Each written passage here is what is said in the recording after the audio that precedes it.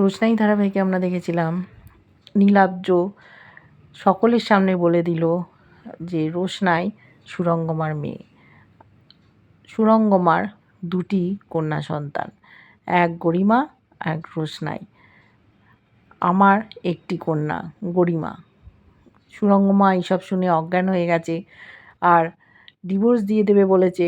গরিমা বিশ্বাসই করছিল না, বলল তুমি বড় হয়েছো মা, তাই তোমাকে সবটাই জানতে হবে। আরণ্যক ছুটে গেছে রোশনাইয়ের কাছে। গরিমা কিছুতেই ওর কাছে ঘেঁষতে দেবে না। রোশনাইকে বলেছে, দেখো তুমি মায়ের সাথে বোঝাপড়া করে নিও, কিন্তু আমার আর আরণ্যকের মাঝে এসো না, আমার সাথে বোঝাপড়া সব শেষ। ও আরণ্যককে কিছুতেই রোশনাইয়ের কাছে ছাড়বে না।